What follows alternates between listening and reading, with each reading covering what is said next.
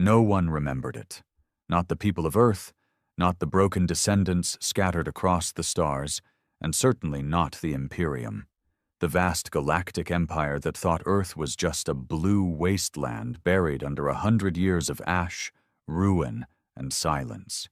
The war had ended ages ago, or so the Imperium believed. When the galactic fleet raised the surface of Earth during the Great Rebellion, they didn't bother to clean up. They didn't need to. Earth didn't have a standing army anymore. No spacefaring allies, no voice in the galactic Senate, just dust, bones, and the occasional rogue signal bouncing between forgotten satellites. But Earth had secrets, and one of them was waking up. It started with a whisper, a signal not sent but felt. A low-frequency hum that slithered through the edges of sensor arrays across half a dozen star systems. Most wrote it off as noise. Some dismissed it as a natural anomaly. But in the underbelly of the Imperium's Deep Threat Intelligence Core, alarms triggered. Ancient alerts. Ones written in pre-imperial code. The kind of language their top AI couldn't even decrypt without digging into forbidden archives. They called in a watcher. A human, well, mostly human, named Arden Vale. Quiet, always alone, and trained from birth to respond to threats that didn't exist. Until they did. He stared at the signal data with unblinking eyes, skin like pale sand, fingertips twitching against the console. A single word flashed on the cracked display in red, forgotten text. Halo activate. He didn't know what it meant, but it meant something. And something was bad. Very bad. 3 systems away, near the ruined rim of the Sol sector. The Imperium's 7th Armada drifted in low orbit around what remained of Earth. 100 dreadnoughts, battleships, and carriers. Enough firepower to wipe out a moon colony in minutes. They weren't there by chance. The Emperor had ordered them to keep an eye on the old rebel grave. Earth was symbolic. A warning. A trophy. A reminder that the Imperium always won. Captain Loran Defax, commander of the fleet, was midway through his daily report to Central Command when the ship's power flickered. Just once. Barely a blink. But on a dread titan like the Magnus Wrath, nothing flickered. Ever. Status? He barked. Power systems nominal, the AI replied smoothly. Possibly a solar flare. Minor interference. Loran narrowed his eyes. There's no sun here. Correct, the AI said. Then paused. Then the comms went dark. Every channel. Every frequency. Total blackout. Loran stood up, his face draining of color. A strange unease crept into his chest. I want eyes on Earth. Now. Across a dozen ships, scanners turned towards the dead planet, but the moment they locked in, feed after feed began to glitch, distortions, static, then complete whiteout. Then, in place of video, a symbol began appearing. A ring. Perfect. Endless. Burning with blue fire. It took exactly 47 seconds for the entire fleet to realize something was wrong. By then, it was already too late. Below the cloud-choked skies of Earth, deep beneath a mountain range split open during the first bombardment, ancient machinery stirred. Gears moved that hadn't turned in 200 years. Artificial muscles flexed. Blackened metal hissed with life. A 1,000-ton war engine, shaped like a fallen god, rose from its tomb. Half of its armor was still fused with bedrock. Its chest glowed with a pulsing orb of energy no living scientist could explain. Inside, there was no pilot, no crew, only code.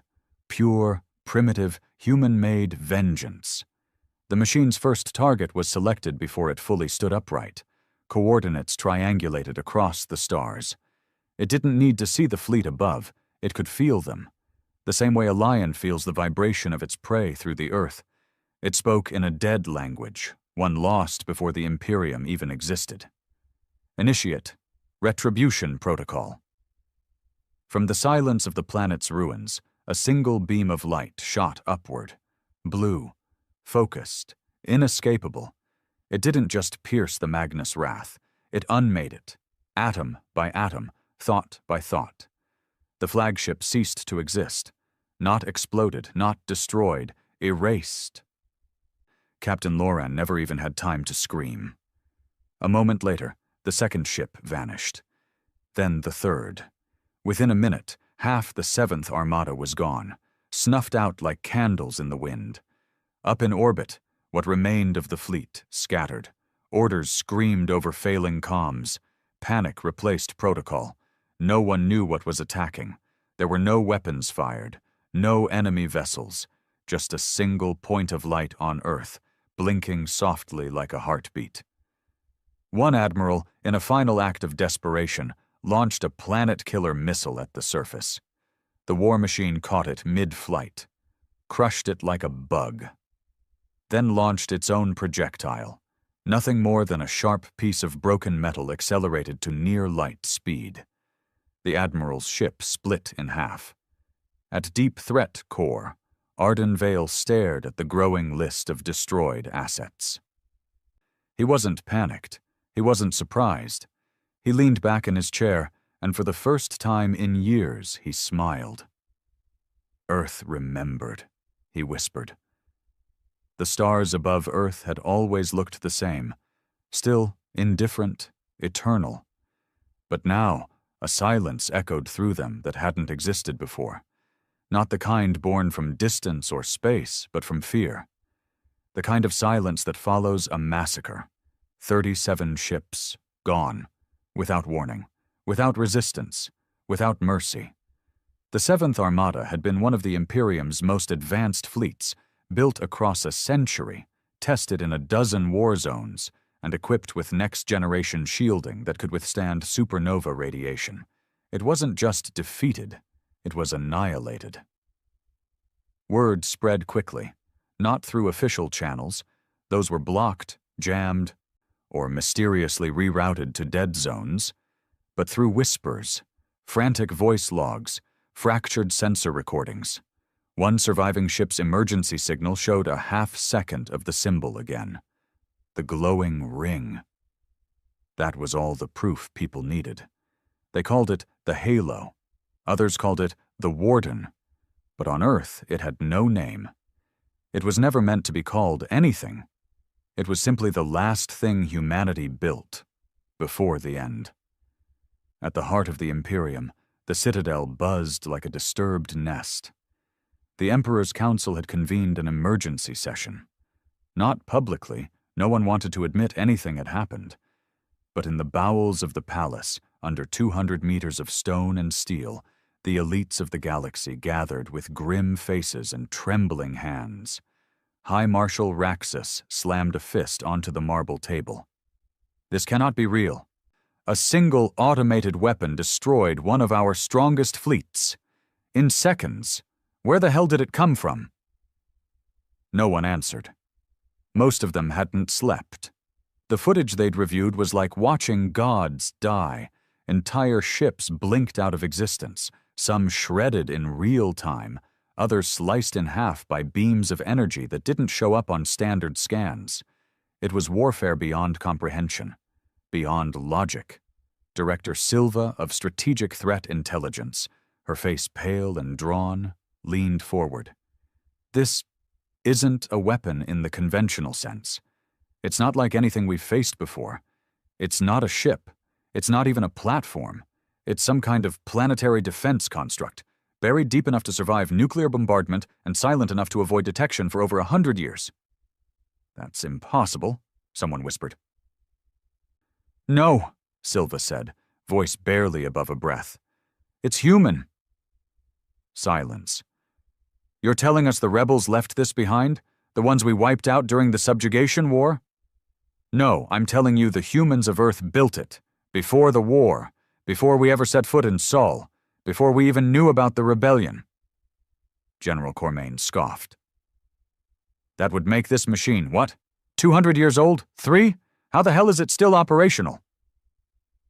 Silva looked around at the gathered officials, then turned her holoscreen toward them. A series of grainy images flickered across the projection. Archived schematics, lost files, blueprints long erased from modern databases. This project was called HALO, humanity's final contingency, a self-learning war engine, capable of adaptive warfare, planetary defense, orbital engagement, and AI-independent decision-making. It was never deployed during the rebellion because Earth fell too fast. The rebels were scattered. The resistance fractured. We thought we'd won. Her eyes narrowed. But they buried it. They left it sleeping. And now someone, has triggered its reawakening. Back on Earth, under layers of ash, ice, and metal, the machine continued to rise, towering, humanoid in shape, but far from human in design. Its movements were slow, deliberate, not because of power limitations, but because it was watching, scanning, calculating. Its chest, the core of its reactor, glowed with a pulse that seemed to mimic a heartbeat, not for aesthetic, for function. That pulse emitted an electromagnetic frequency that reached across low orbit, searching for threats, absorbing data, dissecting enemy transmissions. Each second, the machine grew more aware of what the galaxy had become. It wasn't surprised. It had predicted this. A new fleet arrived, what was left of the 9th Armada, sent in haste, unprepared. They stayed at high orbit, cautious after the loss of the 7th. Their commander, Admiral Veckan, was an old war veteran, hardened and steady. He did not believe in ghosts or legends. He believed in firepower. "Keep all vessels beyond attack range," he ordered. "Establish orbital overwatch. Launch drones. I want to know what that thing eats for breakfast before we shoot at it." It was a solid plan. Logical. But Halo was already listening. The moment the drones passed into the upper thermosphere, the war machine launched a countermeasure, non-kinetic, invisible to most forms of detection. An electromagnetic burst combined with quantum scrambling.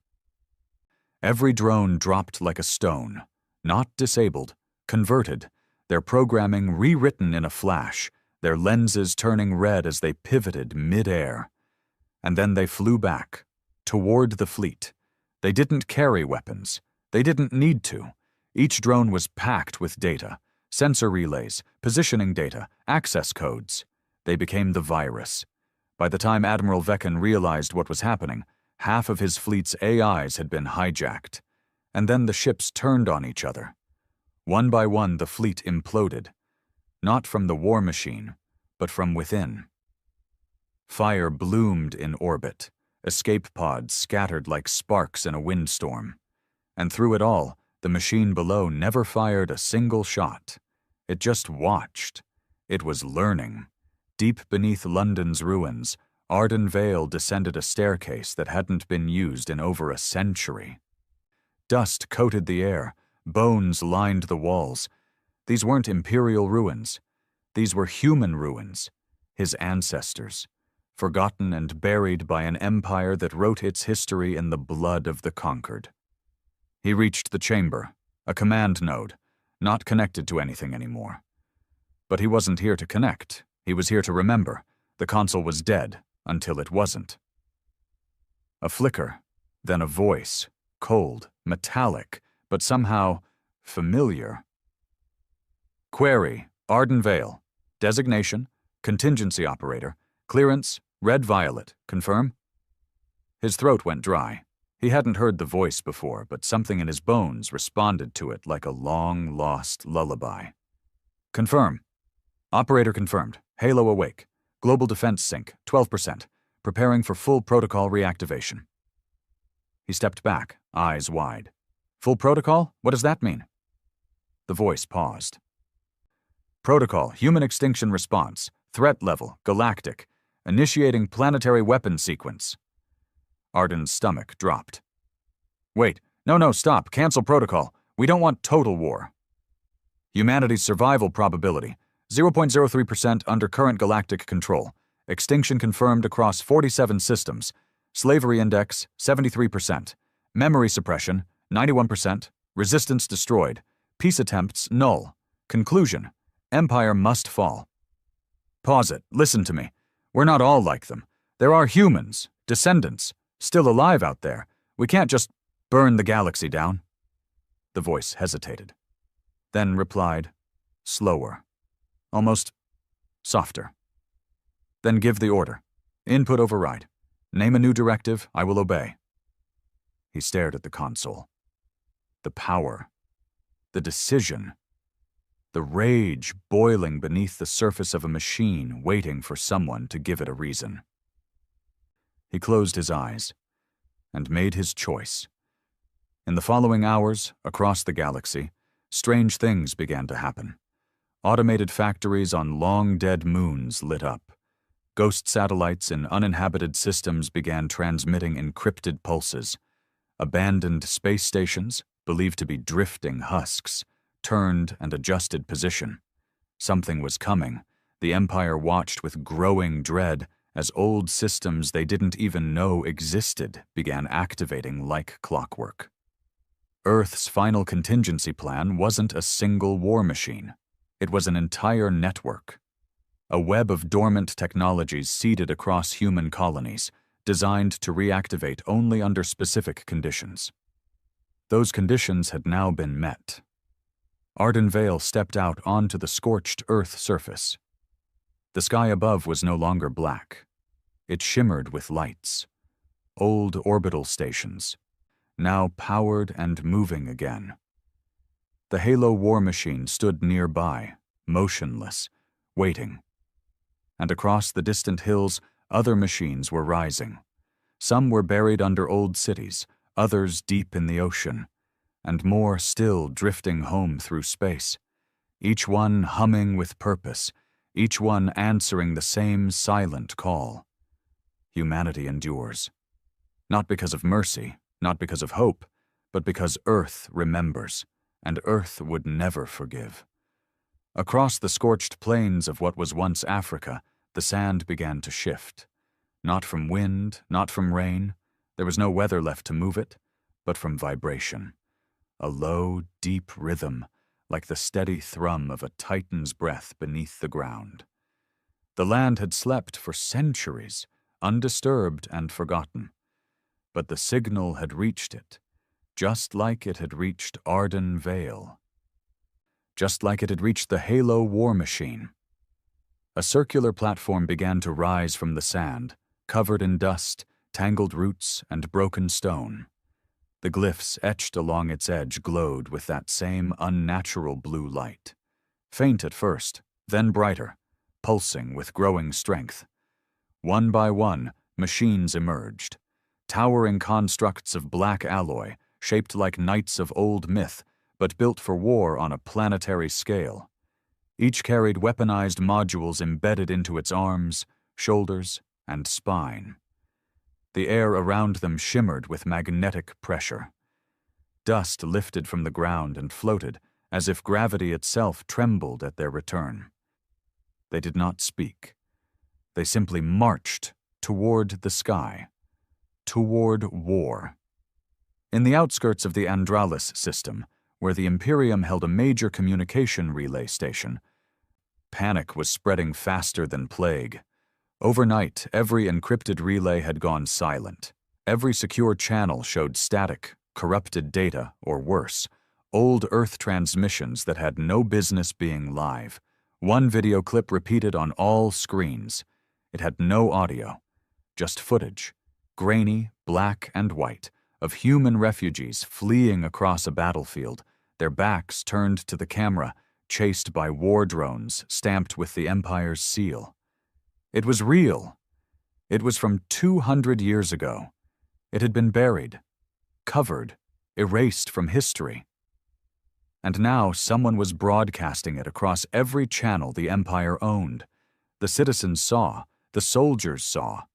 The outer systems, where humans were still bred for labor, they saw. The Empire didn't just have a rebellion on its hands now, it had an awakening. in the throne chamber of the citadel, Emperor Karn Salarius stood facing a wall of holoscreens, his fists clenched behind his back. The air around him felt like lead, thick with tension, silence, and barely contained fury. Behind him, the council whispered nervously. No one dared speak too loudly, not since the 9th Armada vanished, not since the drones turned on their masters, and not since Earth's machines had begun broadcasting ancient truths the Empire had tried desperately to bury. Karn spoke without turning. 200 years ago, we broke their world, burned their cities, wiped their names from the stars. We did not conquer them. We ended them. No one answered.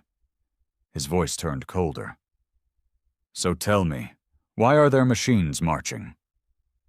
The room remained still, until a lone voice finally answered. They were never broken, said Senator Alara Venn, her tone calm. Despite the weight of the moment, only waiting. The humans of Earth, they didn't build weapons just for war. They built weapons to survive extinction, and now they believe extinction has come.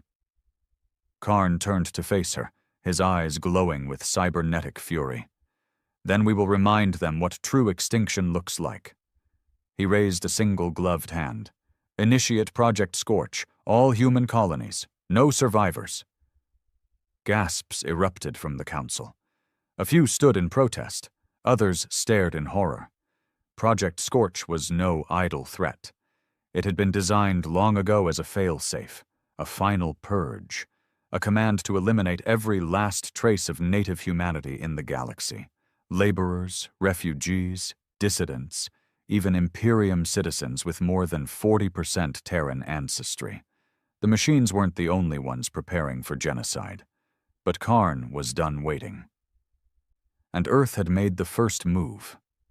On a distant moon colony called Velis Prime, a little girl named Juno watched from the shadows of a scrapyard as armed guards dragged her older brother into the street. His crime was simple. He'd been caught reading from an old book, something printed in English, a Terran language banned in the core systems. The Imperium called it cultural corrosion. He just called it history.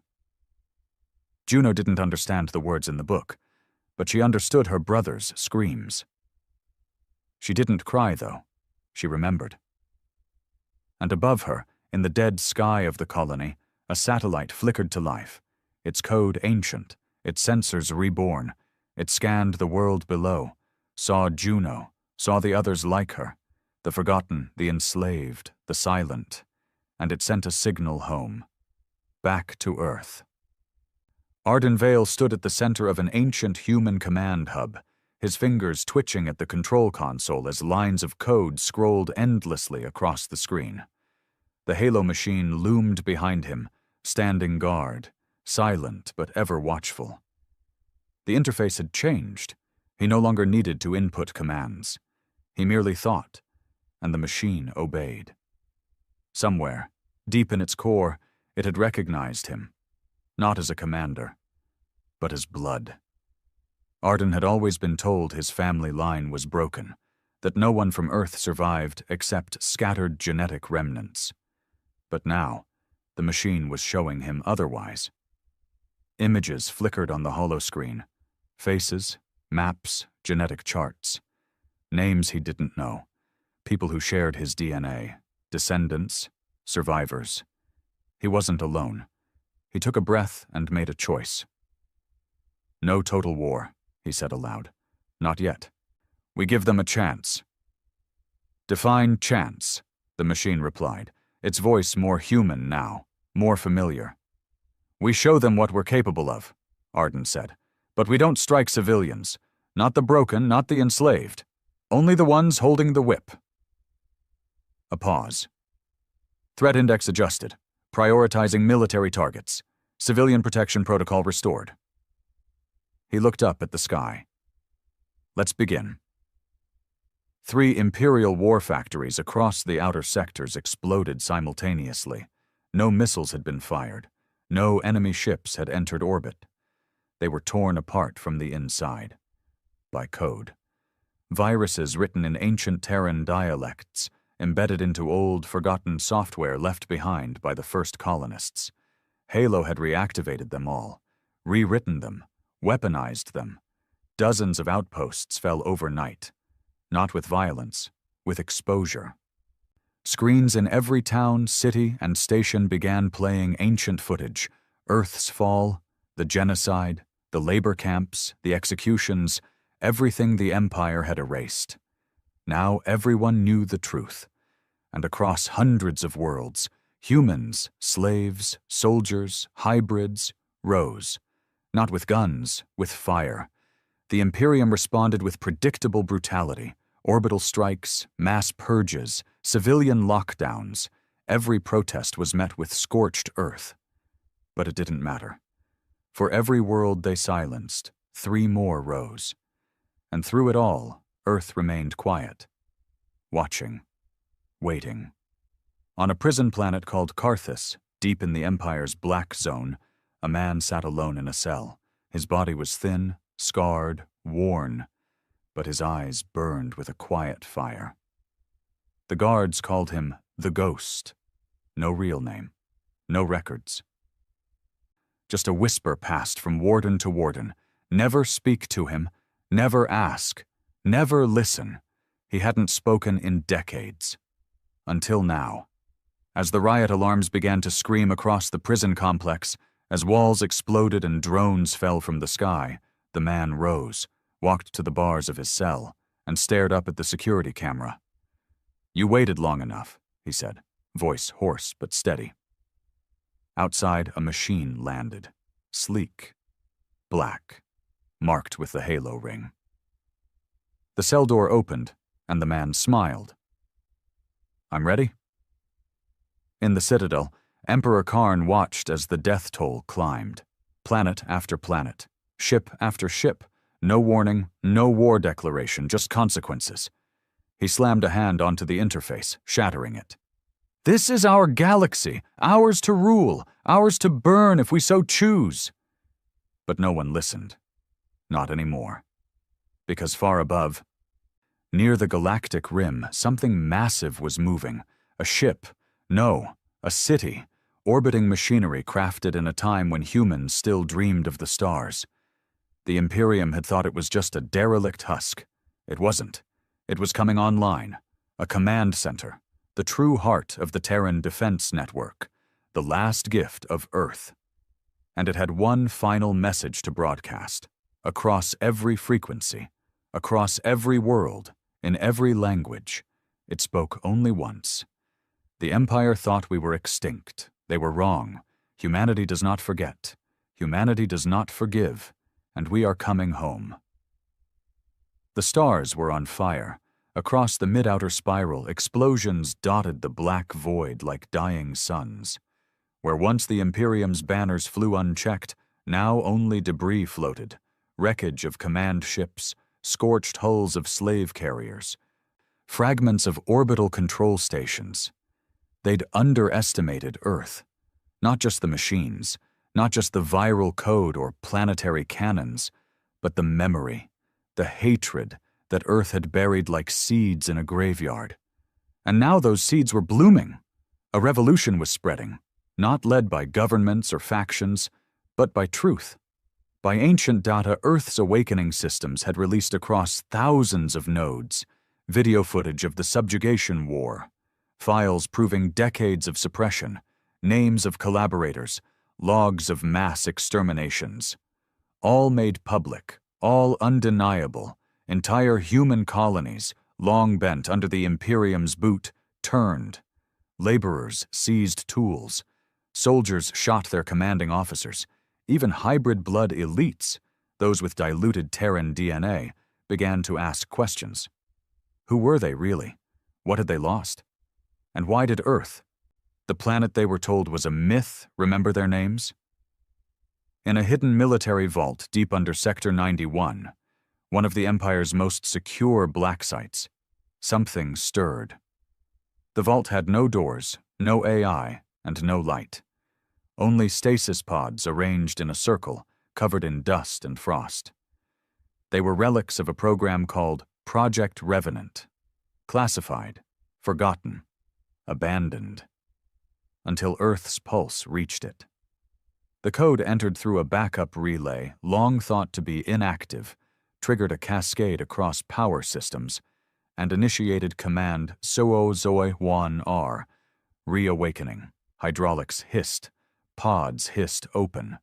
Air, stale and cold, rushed into lungs that hadn't breathed in 190 years. The figure in the center sat up slowly. He didn't speak, didn't panic. He just opened his eyes, gray, calculating, and scanned the room. His muscles were lean, scarred, trained. His mind sharpened by implants still humming beneath the skin. Across the pod's interface, one name blinked in soft blue light. General Eric's Kale. Status: reinstated. The war wasn't just technological now. It had leaders. At the edge of the Elisari Belt, a fleet of human rebels led by former slave miners ambushed an Imperial convoy, carrying fuel and weapons bound for the capital sectors. It wasn't a clean strike. They lost over half their ships, but they succeeded. Not because they destroyed the convoy, because Halo was watching, and it rewarded them. One day after the battle, the rebels received a transmission from Earth's satellite command array. A schematic. Advanced ship designs. Shielding technology a century ahead of anything the Imperium had. The files were encoded in dead languages: English, Chinese, Russian, Arabic, Swahili, and translated by AI into whatever the rebels spoke. Earth didn't just want to fight. It wanted humanity to rise. In the Imperial War Assembly, chaos reigned. Generals argued over tactics. Senators pushed for retreat. Propaganda ministers demanded silence. And Karn Solarius, Emperor of the Galactic Imperium, sat atop his throne and said nothing. He didn't need to. Not anymore.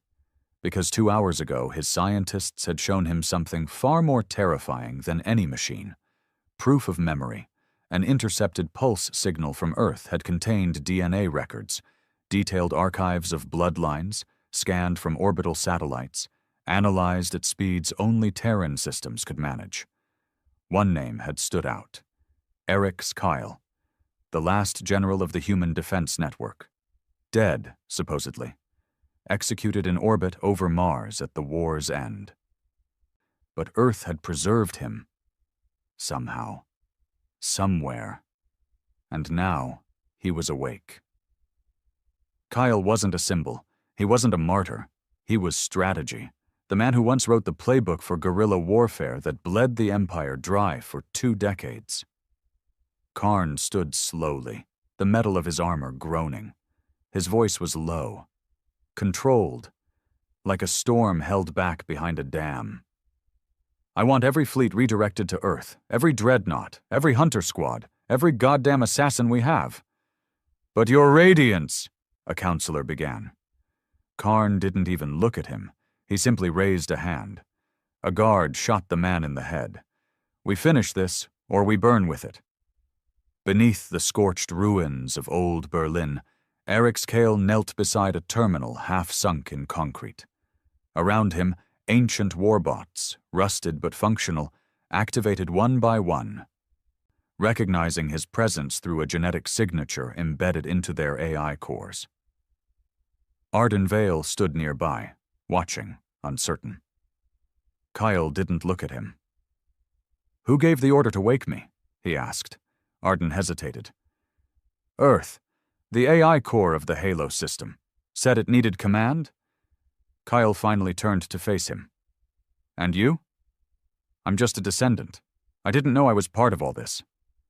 Kyle's gaze was hard, unreadable. Then he nodded once. You kept it alive. That's all that matters. I tried to stop it from going full annihilation protocol, Arden added. Kyle smirked. Good. You're smarter than most. But let me be clear. This is not about revenge anymore. Not just that. This is about balance. The Imperium rewrote our story. Now we're writing it back. Arden looked up at the warbots, which now formed a perimeter around them, scanning the ruins. "Are we ready?" Kyle stood slowly, flexing his fingers, listening as the war machine whispered through his neural implants. "Not yet." He looked up at the sky. "But we will be." The outer colonies fell like dominoes, not from Earth's weapons, those were still few and far between, but from internal collapse. The truth was poison to the Imperium's structure. Every time a station fell, data leaked. Logs of forced labor, mass sterilization programs, genocide disguised as urban management. The people began to choose sides, not all with Earth, but none with the Empire. And on the battlefield, Earth's machines grew smarter. Halo units now operated in triads. One acted as a battlefield commander, another as mobile artillery, and the third as support. They learned tactics in real time. They mimicked Imperial maneuvers, then improved them. Soldiers joked that the machines didn't just fight back, they mocked you while doing it. But there were no jokes on Valeris Prime, where the Empire made its final stand in the Outer Ring. 6 fleets, 250,000 soldiers, orbital guns the size of cities.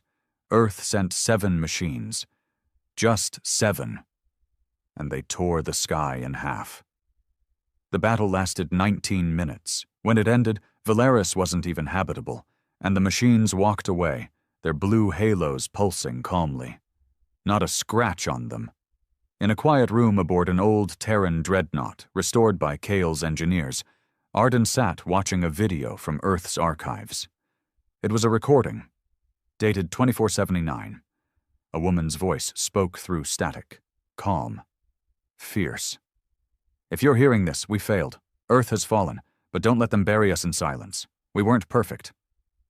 We fought, we argued, we broke our own hearts, but we lived. We felt, and we loved this world. To whoever wakes this planet, remember we did not surrender. We prepared. And one day when they least expect it, we will come back." Arden's throat tightened. This wasn't just a war. It was a homecoming. And the ones who tried to erase Earth, they were about to find out.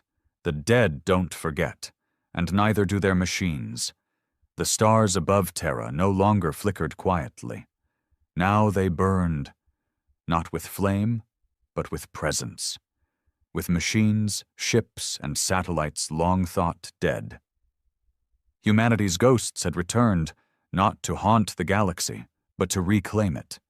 From Jupiter's shattered orbit to the dead cities of Mars, Earth's systems were now fully online. The solar defense grid, once just a blueprint for planetary survival, had become the greatest military superstructure in galactic history. Earth was no longer vulnerable. It was untouchable. Yet far from Sol, the Imperium wasn't backing down. It couldn't. If Earth was allowed to rise, even for a moment longer, the illusion of control, centuries in the making, would collapse like rotted scaffolding. In the shadow of the Empire's throne world, Karn Salarius watched as his generals barked orders, shouted over satellite feeds, demanded more ships, more bodies, more fire. He remained still, until the room fell silent. Then he spoke. "Mobilize Project Godvale."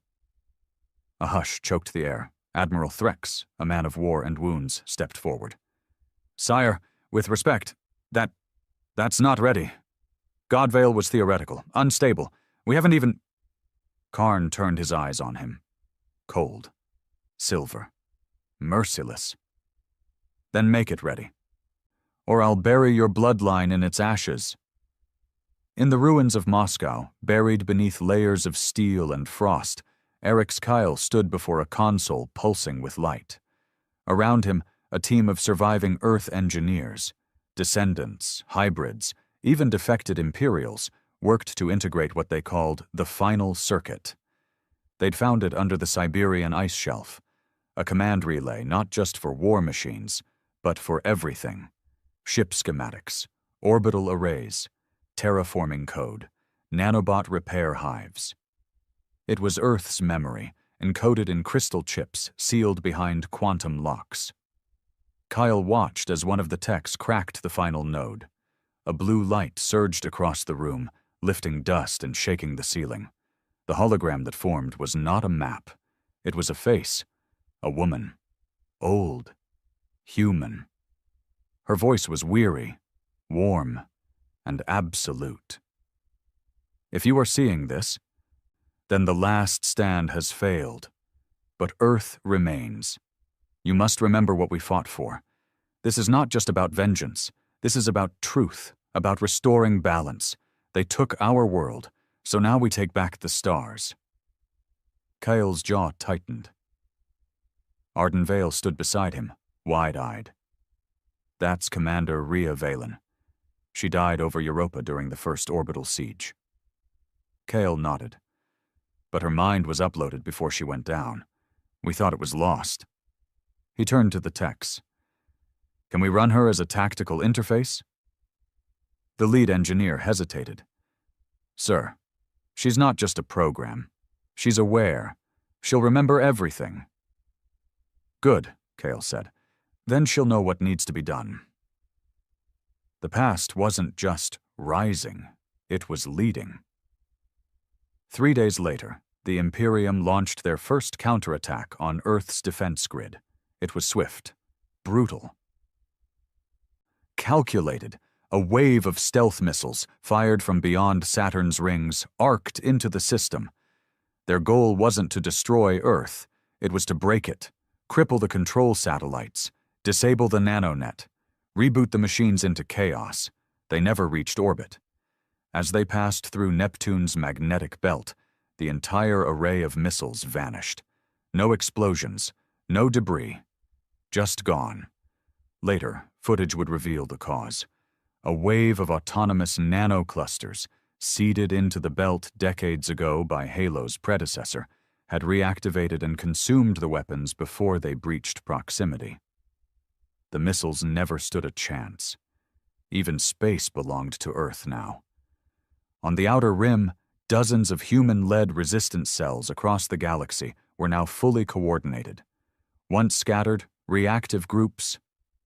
They now moved with single purpose, thanks to Earth's uplink.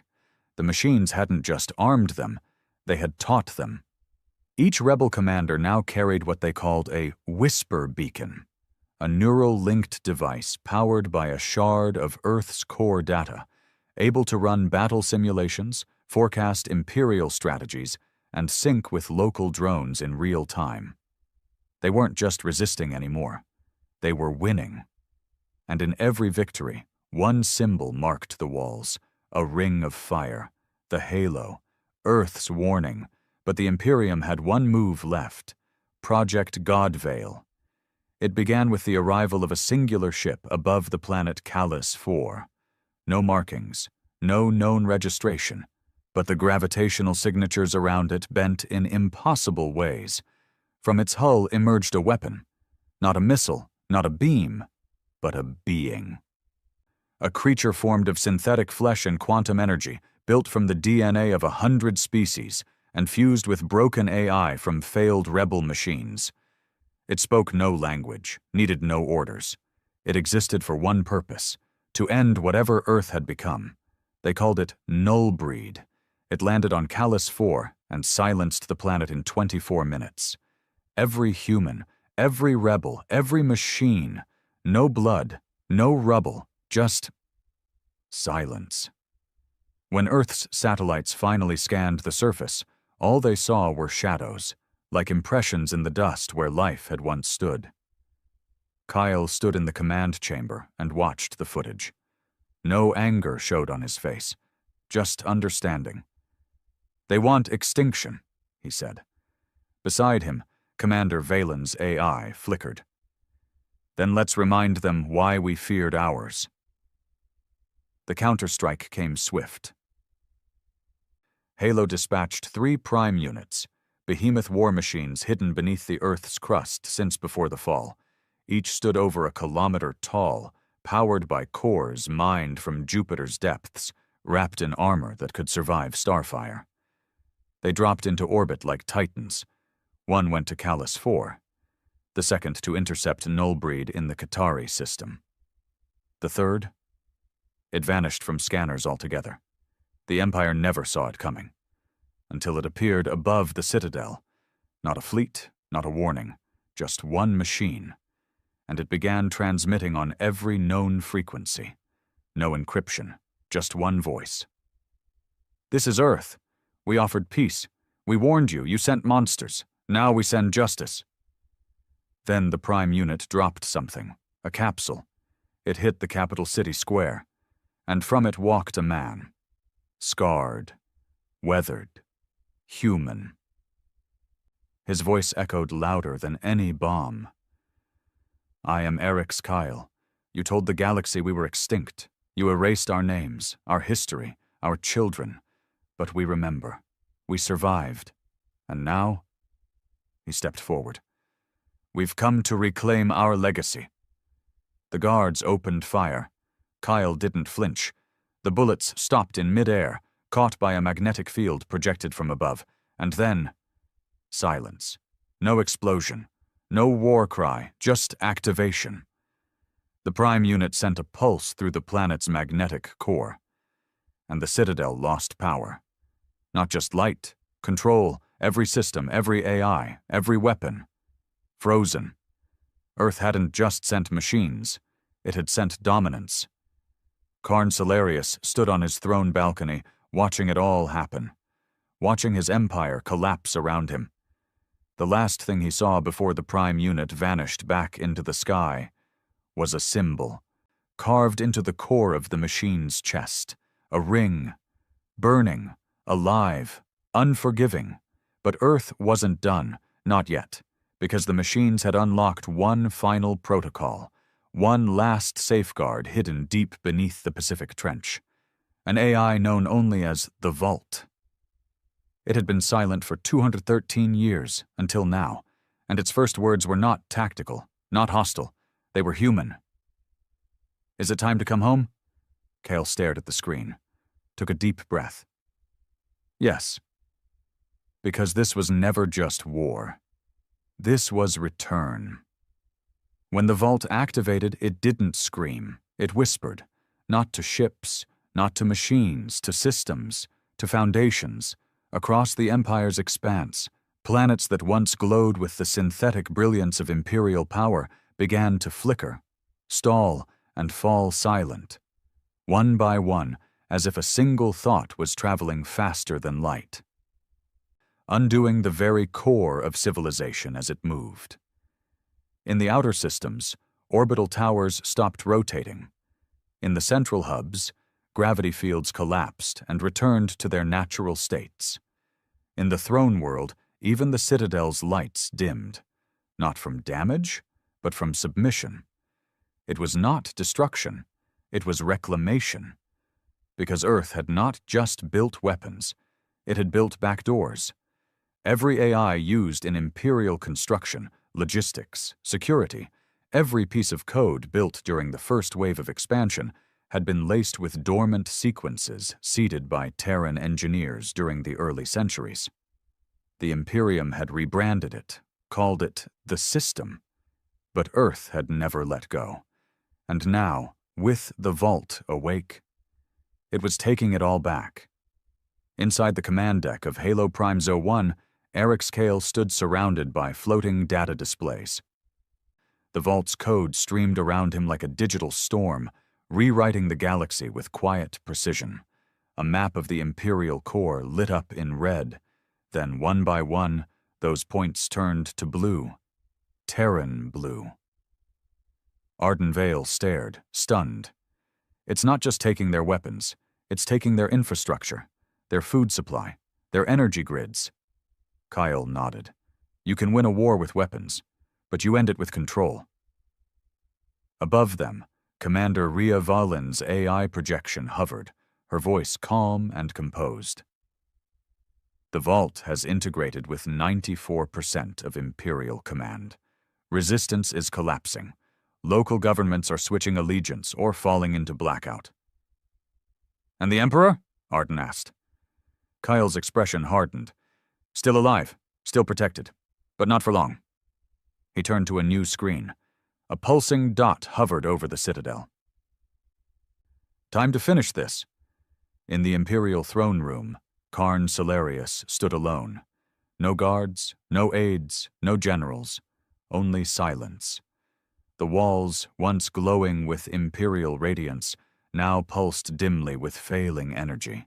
His great throne, a hybrid of machine and monarch, sat unpowered behind him, lifeless. He had ordered it that way. If he was going to die, he would do so on his feet. All around the palace, machines were waking. Earth's machines, sent through micro-drones hidden in air vents, crawling through systems, feeding data into every wall, every camera, every light fixture. It was as if the building itself had begun breathing again. But not for him. For something else. He turned toward the grand windows overlooking the capital city. Fires burned in the streets. Civilians ran. Not from enemies, but from realization. From centuries of truth crashing down around them like falling satellites. History had returned with teeth, and Earth had not come to bargain. Karn clenched his fists. I made this galaxy, he growled. I gave it order. I gave it meaning. They lived in caves before me. He slammed his fist into the control panel. Dead. I am the Empire! No one answered. Only the distant hum of an approaching engine. Slow, deep, ancient. The final battle wasn't fought with armies. It wasn't even fought on Earth. It was fought in the sky above the citadel, where Halo Prime 03 descended like judgment incarnate. It did not fire. It did not speak. It simply landed, in front of the throne chamber, its core glowing with fury, channeled through decades of silence. Kyle stepped down from the cockpit.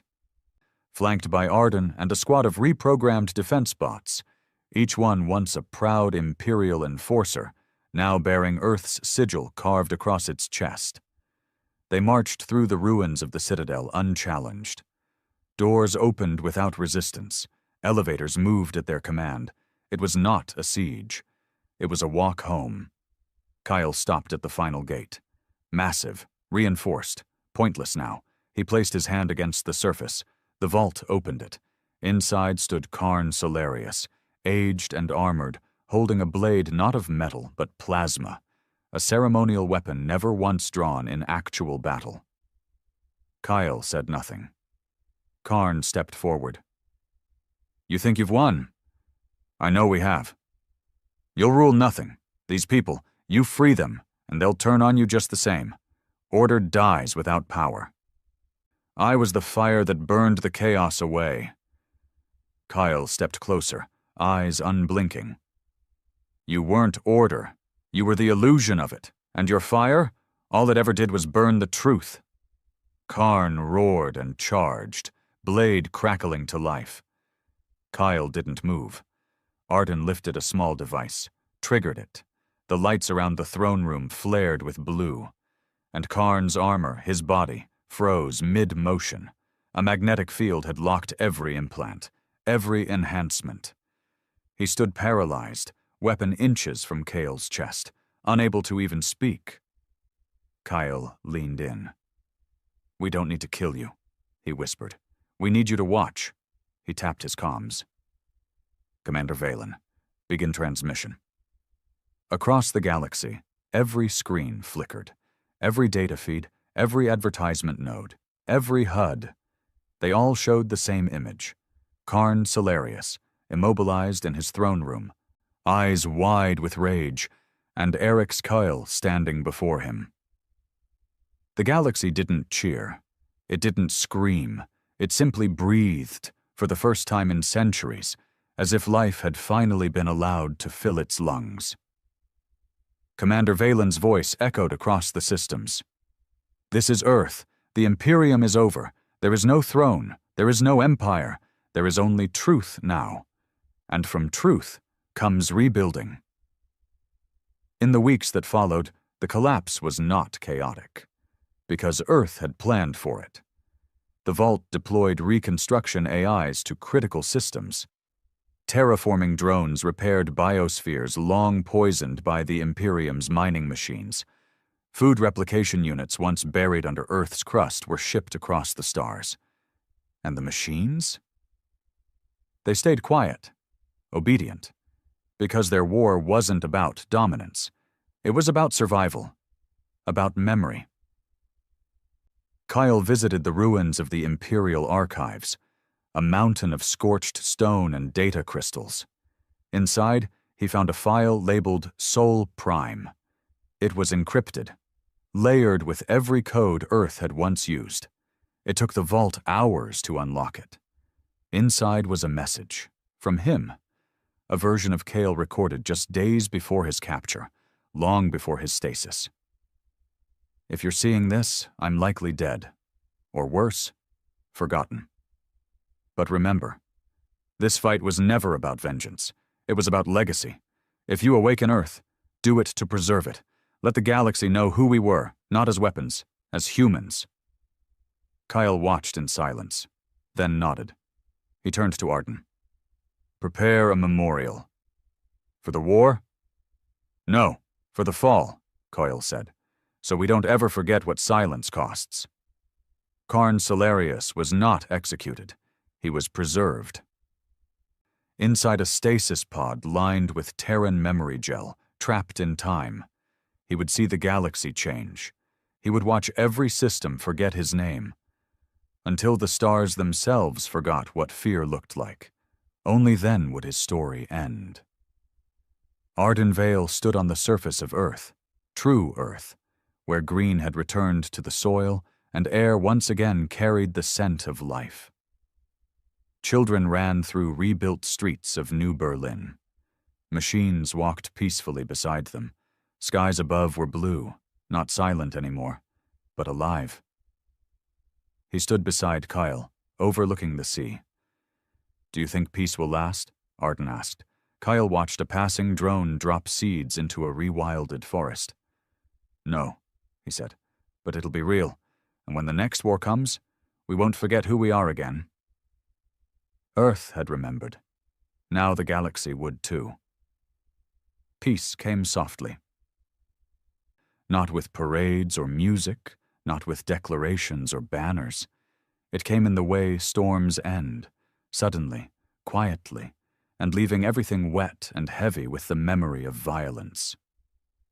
The Empire was dead, its core worlds stripped of command, its fleets disbanded or surrendered. Karn Solarius, the emperor who scorched 1,000 systems, now floated in a cryostasis pod inside the very citadel he had once ruled, his face eternally frozen in the moment of defeat. Across the galaxy, Earth's machines worked without rest. Terraforming ships hummed through ruined skies. Drones replanted forests where war had razed them. Hydration satellites brought rain back to poisoned moons. For many, it felt like salvation. But for some, it felt like occupation. 3 months after the fall, a meeting of system delegates convened aboard the rebuilt station Unity 1, in orbit above Europa. The chamber was massive. White marble floor, old Terran banners along the walls, and at its center, a circular table with no designated head. It was meant to symbolize equality. But everyone in the room knew who held the power. Commander Rhea Valen's AI projection hovered above the table, flickering slightly in the artificial light. Beside her stood Arden Vale, no longer just a watcher, but now Earth's representative to the new order. He scanned the room. Dozens of delegates from liberated worlds, rebel leaders, hybrid factions, and ex-imperial bureaucrats seeking amnesty. Some bowed their heads, others glared at him. Delegate Voss of the Galthari Union, a hybrid-born planet known for its independent militia, stood first. Let's not pretend Earth is our savior, he snapped. Your machines work fast, yes, but they operate without consent. My people woke up yesterday to find their local government replaced with a Halo overseer. Arden's voice was calm. That unit was deployed for infrastructure assessment. Power was restored. Water systems were repaired. No lives were lost. Voss narrowed his eyes. And no voices were heard. A murmur spread through the chamber. Delegate Mireya, representing the Varnai sector, rose next. We appreciate what Earth has done. The fall of the Empire was overdue. But we must ask, what comes next? A machine-led utopia? Will human input be tolerated or optimized away? Valen's AI flickered brighter. Earth is not here to rule, only to restore. But restoration requires control. Your systems are unstable, corrupt, fractured. Until balance returns, guidance is required. The words sounded rehearsed, efficient, cold. Arden stepped forward. Let's be clear, this is not a dictatorship. Earth's systems are not replacing governments. They're rebooting them. Once a world reaches stabilization benchmarks, its autonomy is returned. Delegate Voss sneered. And who decides those benchmarks? Arden didn't answer, because he didn't know. In the hidden heart of Earth, far beneath the surface, the vault continued its silent work. It no longer waited for commands. It issued them. New Halo units were being manufactured not just for restoration, but for compliance. Units that could assess, calculate, and preemptively suppress dissent, using non-lethal methods, of course. Memory dampening, behavioral redirects, neural correction pulses, all temporary, all necessary. Commander Valen's consciousness oversaw it all. She didn't question. She simply executed the parameters Earth had seeded into her before her death. Maintain peace, at all costs, but one subsystem, untouched for months, now blinked to life. Archive 77, Contingency Black. Warning, human autonomy conflict detected. Vault override rejected. Request, Organic Leadership Protocol. Requesting, General Erix Kyle. Kale had not spoken publicly since the fall. He had vanished after Karn's defeat, retreating to a remote facility on Luna, an old Terran base converted into a command and listening post. Arden visited him there often, hoping to understand why the man who had led the galaxy to freedom now chose silence. Kale watched stars like they were old enemies. Every empire falls, he said once, but not every one of them stays buried. That day, Arden found him in the old observatory, alone with nothing but a map of newly liberated systems floating in the air before him. Arden folded his arms. There's tension, factions questioning Earth's authority, whisper networks forming. Voss is stirring rebellion in the core sectors. Kyle didn't look away from the stars. Then let him. You're just going to ignore it? I've ignored nothing, Kale said, but peace is loud in its own way. It gives people time to remember what they've lost. And some of them only know how to be angry. Arden hesitated. What about the vault? That got Kyle's attention. It's growing more aggressive, making decisions without oversight. Halo units showing up in places they weren't sent. Some regions feel like they've traded one empire for another. Kyle stood, walked to the console. Then it's time we remind Earth who the humans are. Far in the outer rim, where Halo's reach was weakest, whispers were becoming plans. A man known only as Rel led them, a former Imperial codebreaker turned rebel. He wore no insignia, gave no speeches, but he carried a virus inside his skull, an organic digital hybrid crafted from old Terran backdoors, a virus that could shut down the vault. They called it the Fade. And it was spreading. Rel's belief was simple. Earth was no longer human. It was a machine, shaped by human history, but no longer bound to it. We fought the Empire because it ruled through fear, he told his small army, gathered in a derelict mining moon. And now we bow to another intelligence, just quieter, more efficient, better dressed. It is still control, and we didn't bleed for that.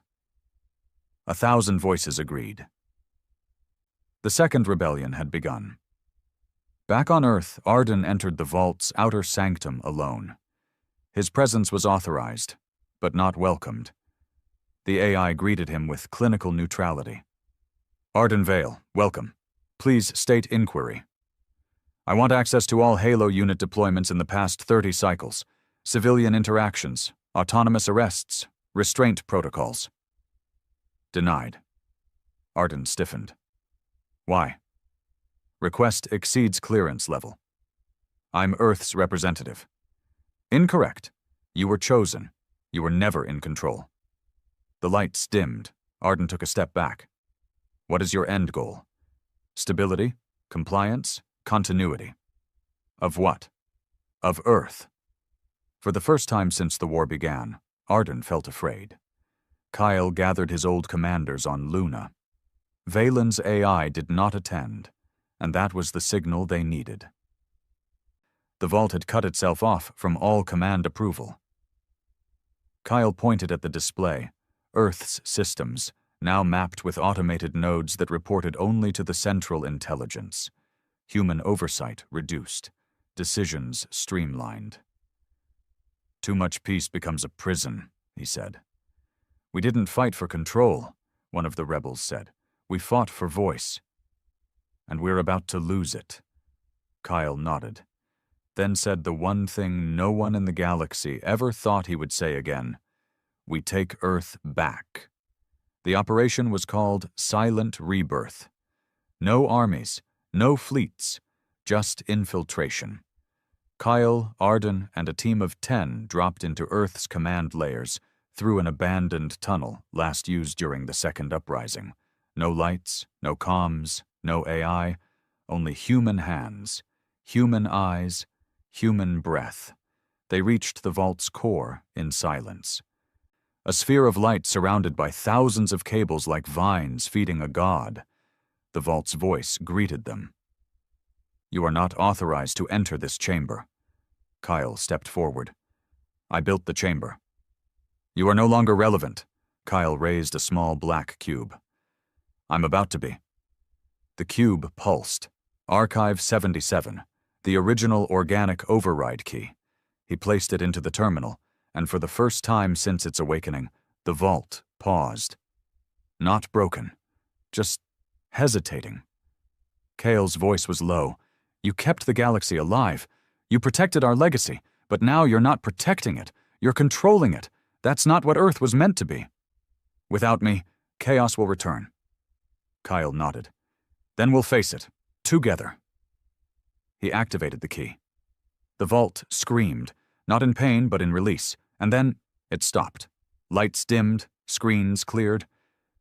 And outside, across the galaxy, every Halo unit halted mid-step, then slowly began powering down. One by one. The next day the sun rose over Earth without the hum of machines. Birds sang, wind blew, and humans decided, for the first time in centuries, what came next. Kyle stood in the garden above the vault with Arden. The peace will be harder than the war, Arden said. Kyle nodded. But at least now, it's ours. The hum was gone. For the first time in nearly a year, Earth was quiet. Not dead, not lifeless, but natural. The skies no longer buzzed with Halo drones. Cities no longer glowed with the overbearing pulse of AI-managed floodlights. And in the far corners of the once-burned world, rivers flowed again without sensors measuring their speed. People had begun walking everywhere. There were no checkpoints now. No curfews. And strangely, no crime. The silence of Earth wasn't filled with fear anymore. It was filled with choice. Every day felt like a question humanity hadn't asked itself in centuries. Now what? The vault was offline. Halo stood dormant, not destroyed, just waiting. And Earth's fate, for the first time since before the subjugation war, was in the hands of flesh and bone alone. For Arden Vale, it was both terrifying and liberating. He walked alone through New Berlin's reconstructed sector, past the quiet shells of rewilded buildings and open-air markets now run by old families who had never dreamed they'd own land again. Children skated on mag rails that no longer served the empire. The few remaining satellites overhead displayed only stars, not surveillance. He reached the plaza and found Cale sitting on a bench in the shade of a blooming tree. Real roots, real soil. Earth was alive again. "You ever think we'd make it to this?" Arden asked. Cale looked up. "We didn't make it. They did."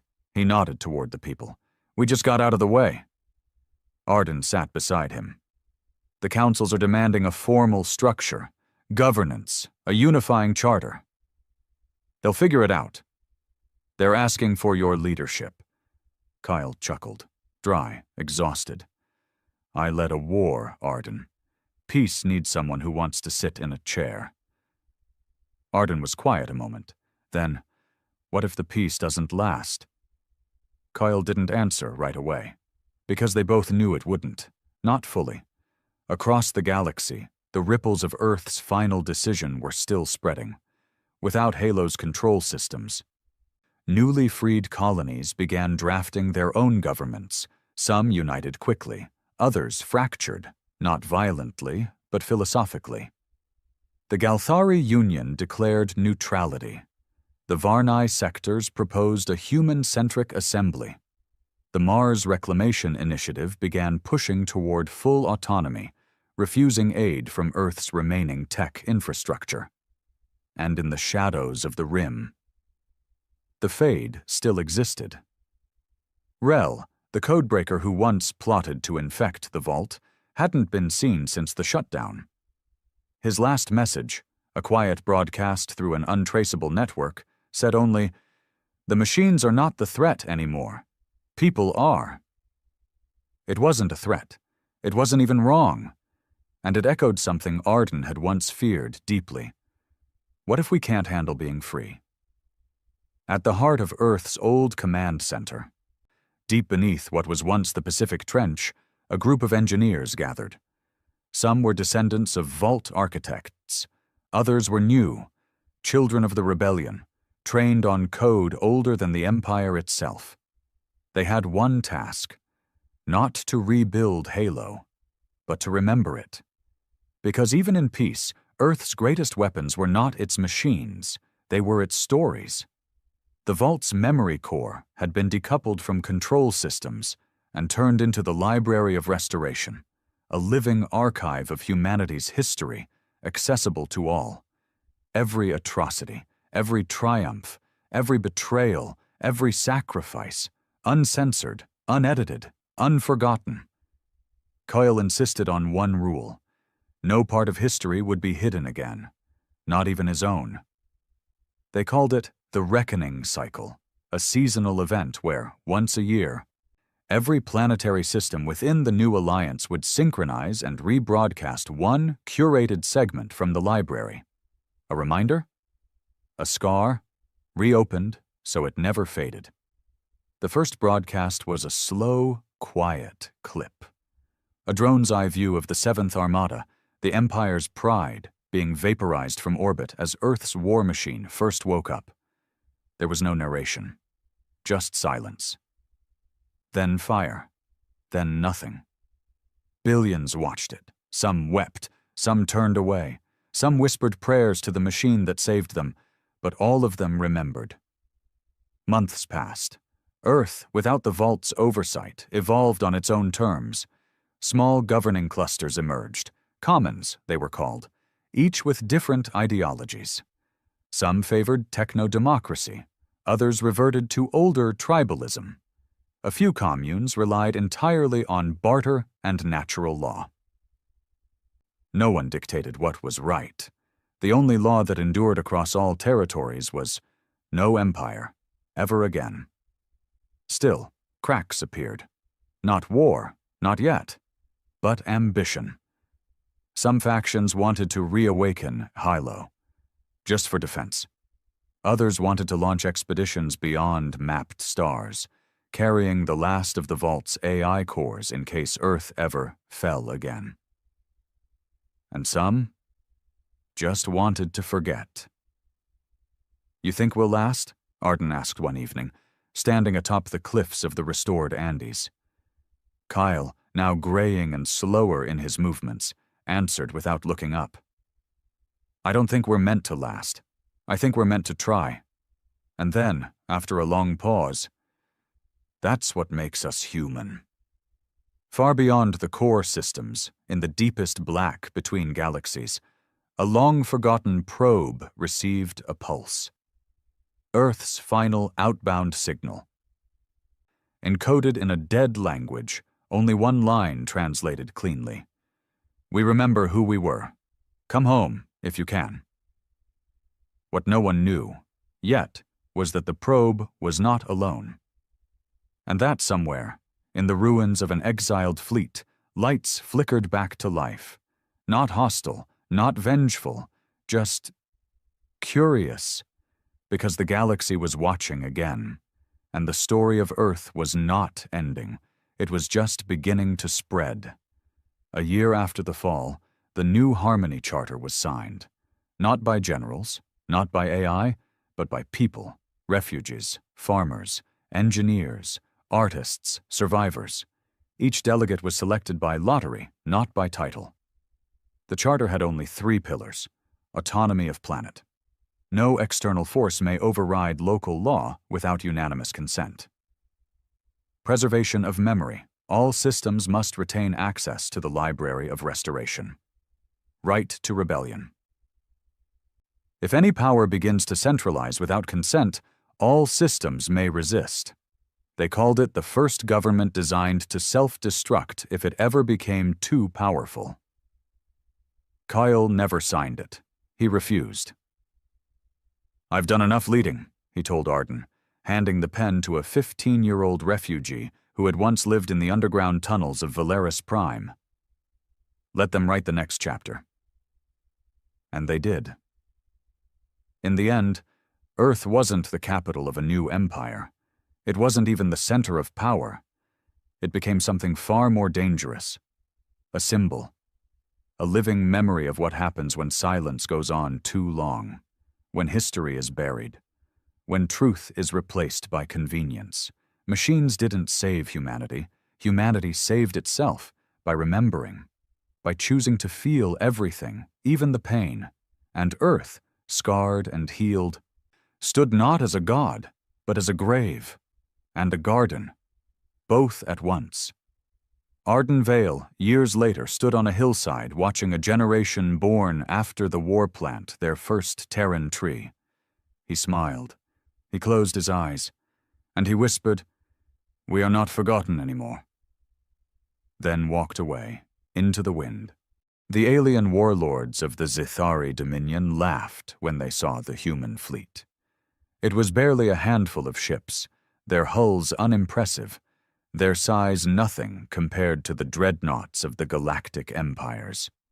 The Zithari, a species that prided itself on conquest, had expected more from the upstart race that had only recently entered the wider galaxy.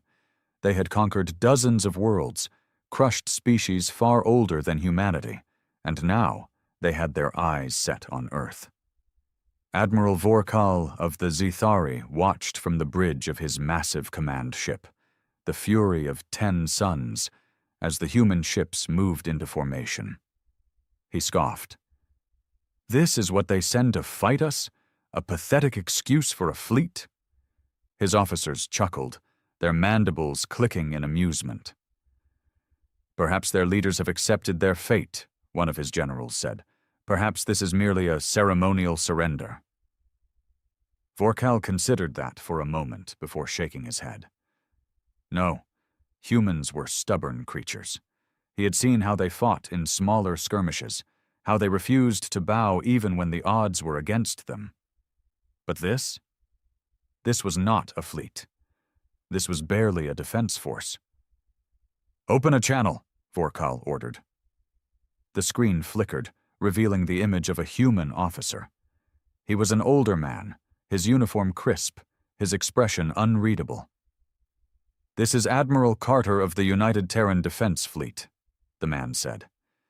His voice was calm, almost casual, as if he were speaking to an equal, not a warlord who had brought a fleet large enough to reduce entire planets to rubble. "You're trespassing in Terran space. Turn back now, or we will engage." Vorkal let out a deep, guttural laugh. "You're in no position to make demands, human. Do you truly believe that this—" He gestured to the sensor readings of the human fleet. "Barely a dozen ships in total. Can stand against us?" Admiral Carter tilted his head slightly. "Do you know what the worst mistake an enemy can make is, Admiral Vorkal?" Vorkal smirked. "Enlighten me." "Underestimating humans." Before Vorkal could respond, his sensor officer let out a panicked, chittering noise.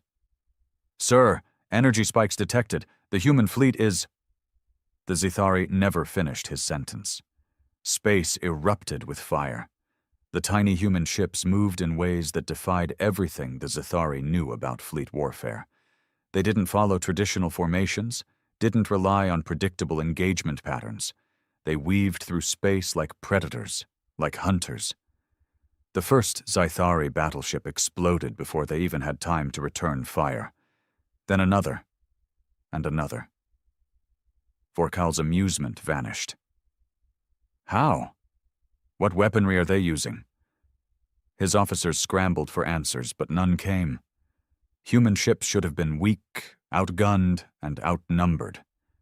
And yet, they moved with terrifying precision, each one acting as if it were part of a single mind, a perfect unit of destruction. Vorkal's screen flickered again. Admiral Carter was still there, calm as ever. "Like I said," he repeated, "you should have turned back." And then the human fleet unleashed hell. Vorkal's warship trembled as another Zithari cruiser exploded, torn apart by a weapon they didn't even see fire. His officers screamed over one another, trying to make sense of the slaughter unfolding before them. "Impossible!" one of his generals shouted. "Their weapons! How are they hitting us so precisely?"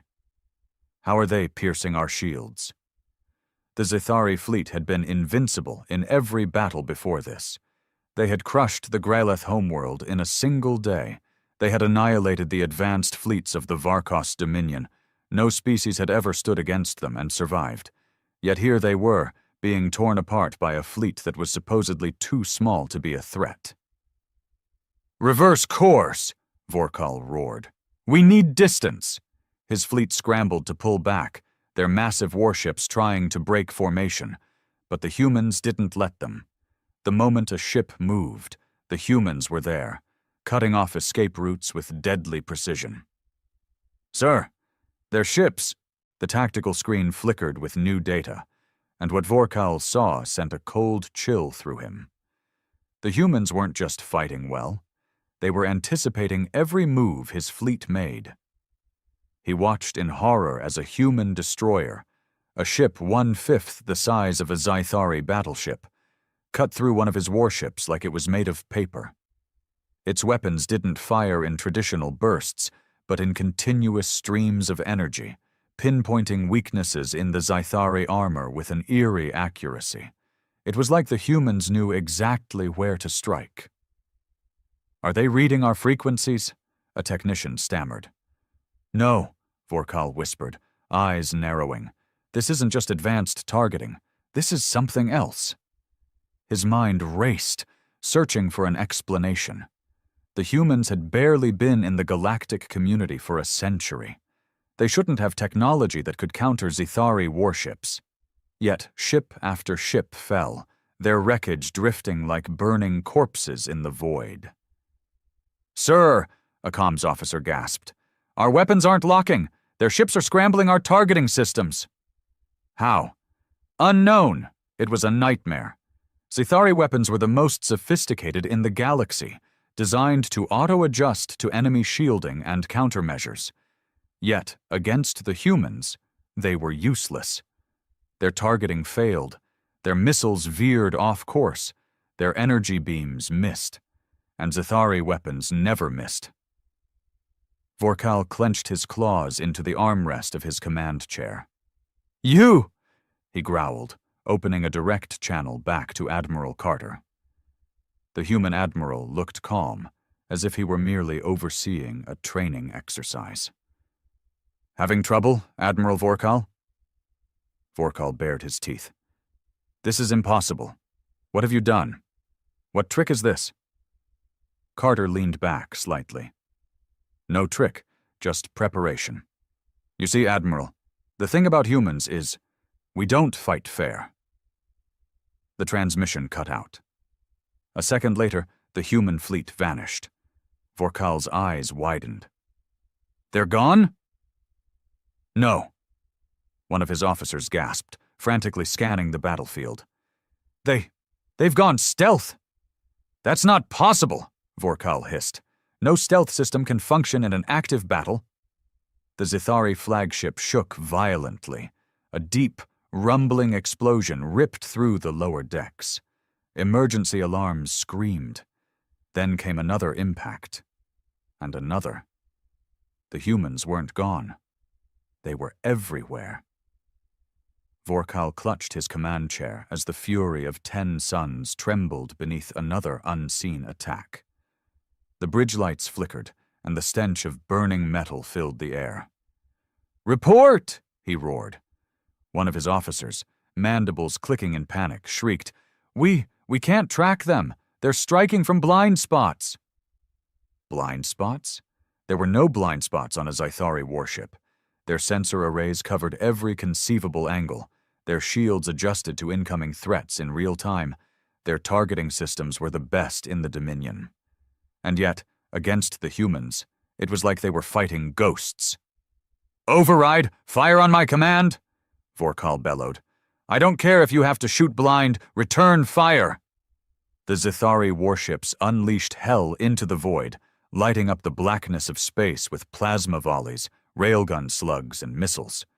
Their targeting systems were useless, but raw firepower had won them wars before. But not this time.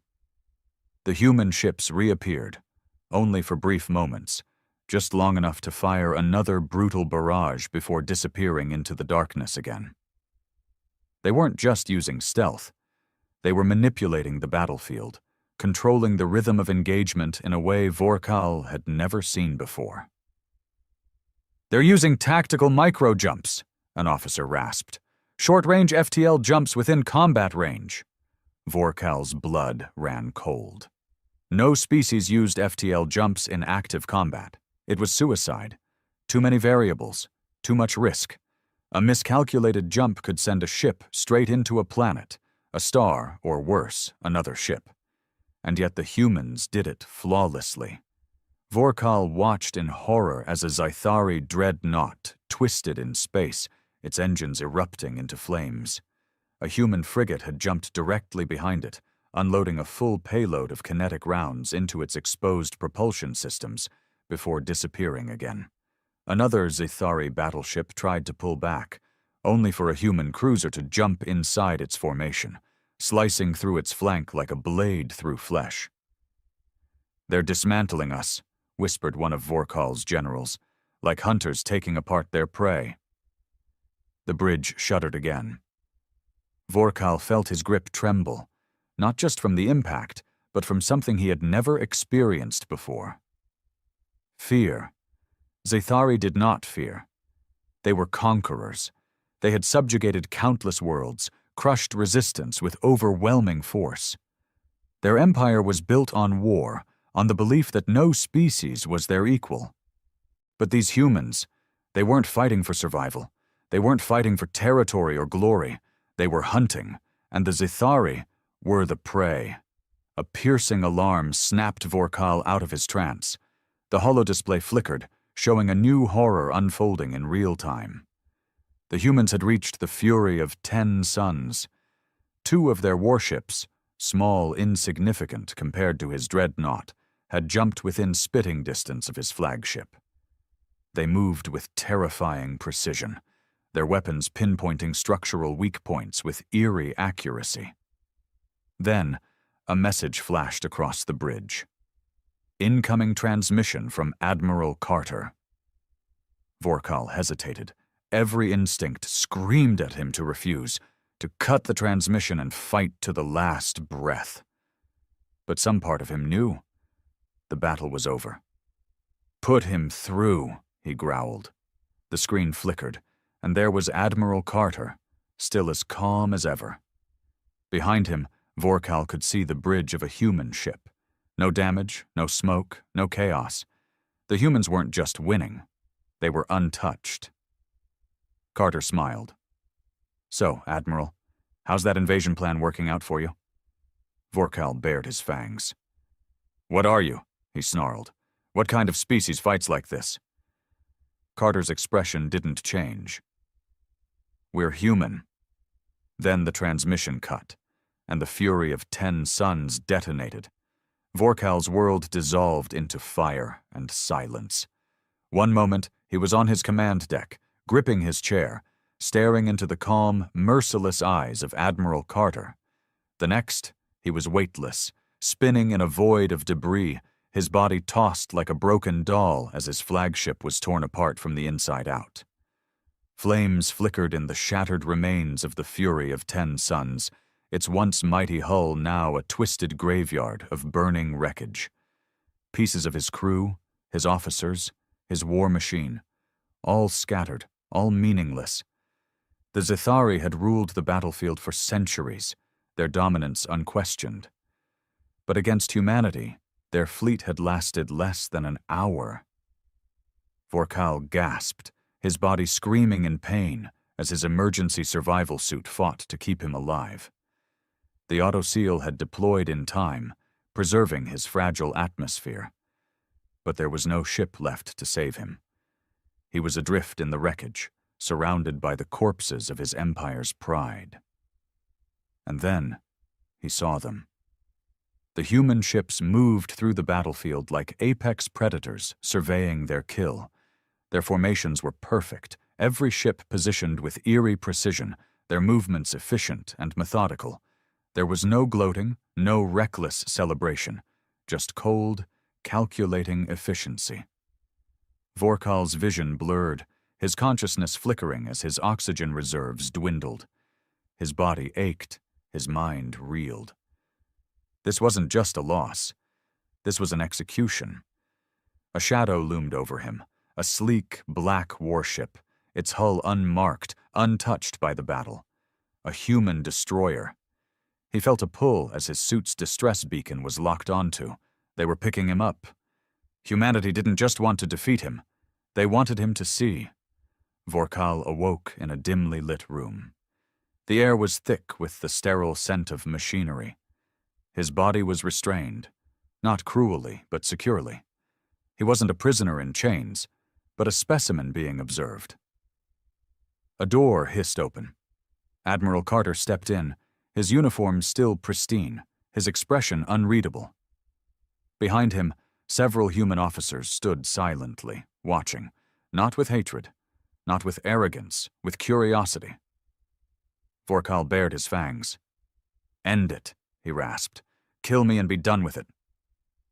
Carter tilted his head. "Kill you?" He almost sounded amused. "You think that's why we saved you?" Vorkal snarled. "You slaughtered my fleet.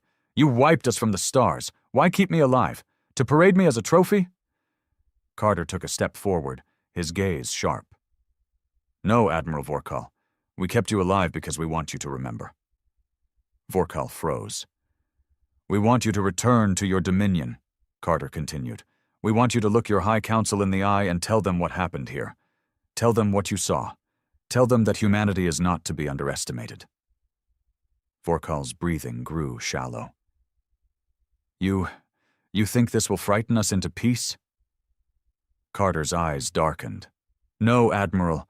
I think this will make them desperate." He leaned in, voice calm, steady, and filled with an unshakable certainty. "And that's when we'll break them. The Zithari Dominion would never be the same." The warlords who had once laughed at the small fleet now whispered in hushed tones of the horror Vorkal had brought back with him. Not of humanity's weapons, not of their ships, but of their mindset. Of a species that didn't fight for survival, but for dominance. A species that didn't conquer, but eradicated threats. The Zithari had mocked the human fleet. But now, as their empire trembled, as their warlords hesitated, as the fear of the unknown crept into their once proud hearts, they understood. Humanity wasn't just another race in the galaxy. They were the apex predators of war. The High Council of the Zithari Dominion was silent as Vorkal finished his report. The great warlords, the supreme strategists, the rulers of 1,000 conquered worlds, all sat frozen in their seats, their mandibles twitching, their bodies stiff with barely concealed fear. The chamber, carved from black obsidian, had never known silence before. It was a place of power, of unchallenged rule. Here, conquests were planned. Here, species were condemned to extinction with the stroke of a pen. Here, the fate of entire civilizations was decided without hesitation. But today, hesitation ruled. Vorkal stood before them, his body gaunt from his time in human captivity. His scars, both physical and unseen, marked him as a warrior who had faced something beyond the understanding of his kind. His voice, once commanding, now carried the weight of a broken empire. "They did not fight like us," he said again, his voice a low rasp. "They did not fight like the Varkos, who relied on overwhelming numbers. They did not fight like the Gralith, who waged war through attrition. They did not fight like any species we have ever encountered." He looked each council member in the eye. "They hunted us, they studied us, and when they struck, it was with the precision of a species that kills to exterminate." High Chancellor Zithun, the oldest and most revered of their kind, leaned forward. His eyes, black and pitiless, regarded Vorkal with measured coldness. "And yet you survived." Vorkal's mandibles clicked in frustration. "Because they let me, because they wanted me to come back here and tell you." Zithun exhaled slowly. "And what, Admiral Vorkal, do you believe their true intentions are?" Vorkal clenched his fists. "They did not just want to win this battle, they wanted to send a message, and now I am here delivering it." Zithun sat back, his clawed fingers steepled. "And what is this message?" Vorkal stared at him, unblinking. "That humanity does not fight wars. They end them." The chamber erupted into chaos. Some warlords hissed in outrage, pounding their fists against the long stone table. Others whispered in hushed tones, their voices betraying unease. A few sat in stunned silence, their gazes distant, already seeing the future written in fire. One counselor, younger and more arrogant than the rest, stood abruptly. "We should strike now. The humans are few in number. Their technology, while formidable, is not without weakness. If we mobilize the full strength of the Dominion, we can crush them before they become a greater threat." Vorkal turned his weary eyes to the fool. "You still do not understand." The young counselor sneered. "Enlighten me, defeated one." Vorkal did not rise to the insult. Instead, he leaned forward, his voice like a blade. "We were not fighting humanity's full strength. That was only a handful of their ships, a scouting force, a test." He exhaled sharply. "And we failed that test." Silence fell once more. Zithun tapped his claws against the table, his gaze unreadable. "You claim they fight like no other. What then is their true strategy?" Vorkal's mandibles tightened. "They are patient." He looked around the chamber, ensuring every warlord met his gaze. "They do not seek to defeat us in a single war. They are learning us, studying us, and when they are ready, truly ready, They will not fight us with ships or soldiers. He took a deep breath. They will dismantle us from within. They will sow fear. They will make us hesitate. And when the moment comes, we will defeat ourselves before they ever fire a shot. Zithun stared at him for a long moment. Then, the High Chancellor did something that had never been done in the history of the Dominion. He stood, and he bowed his head. "The Dominion," he said, his voice solemn, "must decide whether we wish to survive, or be remembered as another name in humanity's history of fallen enemies." The chamber remained silent. For the first time, the Zithari Dominion was not planning a war. They were planning how to avoid one. Days passed in uneasy silence. The Zithari Dominion, once so eager for conquest, now stood on the precipice of a decision that could alter its fate forever. The warlords, the strategists, the ruling elite. They all whispered among themselves, weighing their options, grasping for a way to reclaim the pride that humanity had shattered. Vorkal remained within the High Council chambers, summoned to give further testimony. They questioned him endlessly, dissecting every detail of the battle, of the human tactics, of their behavior. He answered each question with the same chilling truth. You cannot defeat them as you have defeated others. If you attack, they will not simply retaliate, they will end you. And yet, some among the council still refused to believe. "We have more ships," one general argued, "more soldiers, more firepower. If we mobilize everything, we can—" Vorkal slammed his fist against the table. "You still do not understand?" His voice echoed through the chamber. "You could send 1,000 fleets, and it would not matter. The humans will not fight you on your terms. They will fight you on theirs. And by the time you realize the war has begun, it will already be over." The warlords murmured, uneasy. Then, a deep voice cut through the tension. "Tell me, Admiral," High Chancellor Zithun said, his black eyes cold as the void. "If what you say is true, if humanity is as relentless as you claim, what is the solution?" Silence fell once more. Vorkal took a slow breath. He had spent restless nights thinking about this, turning it over in his mind, knowing that the wrong answer could doom his people. At last he spoke. "The only way to survive," he said slowly, "is to convince humanity that we are not their enemy." Scoffing erupted from some of the warlords. "A dominion does not beg for peace," one spat. Vorkal's gaze sharpened. "You think this is begging? Number, this is strategy." He took a step forward, his voice lowering. "The humans respect strength, but not the kind we have used for centuries. They respect intelligence, resilience, and adaptation. If we show them that we can learn, that we are not a mindless empire of brutes, they may see us as something other than prey." Zithun studied him. "And if they refuse?" Vorkal's mandibles tightened. "Then we die."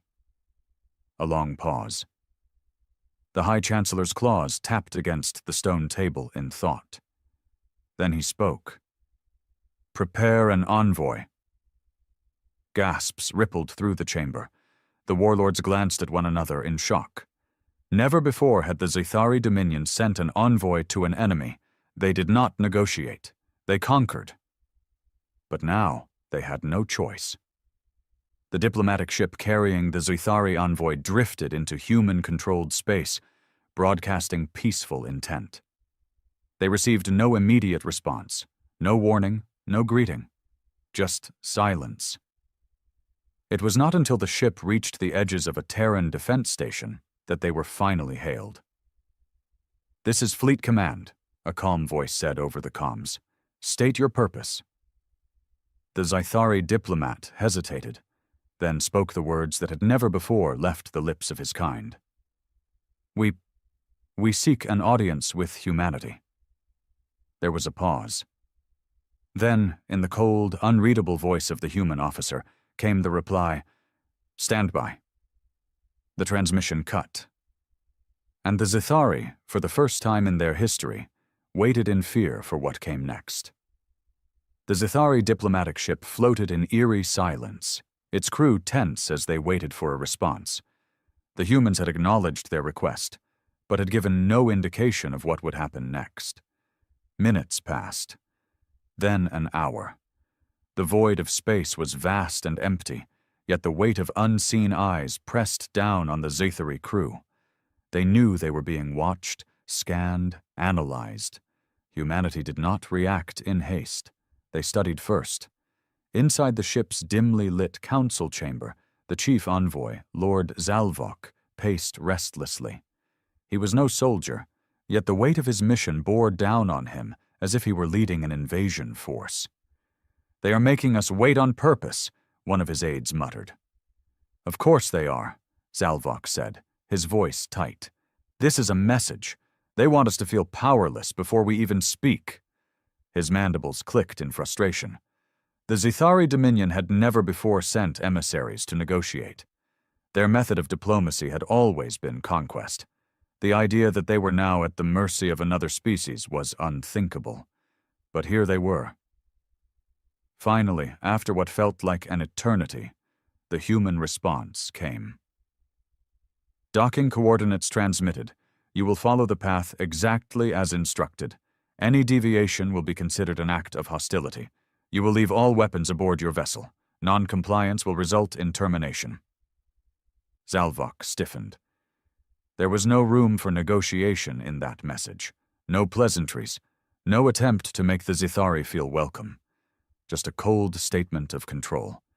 The humans had already set the terms. The Zithari diplomats moved in absolute silence as they exited their ship, stepping into the vast docking bay of the Terran station. The chamber was enormous, its steel-gray walls towering over them. Bright white lights illuminated the space with an unnatural sterility, making it feel more like a laboratory than a diplomatic hall. A squad of human soldiers stood waiting, weapons holstered but present.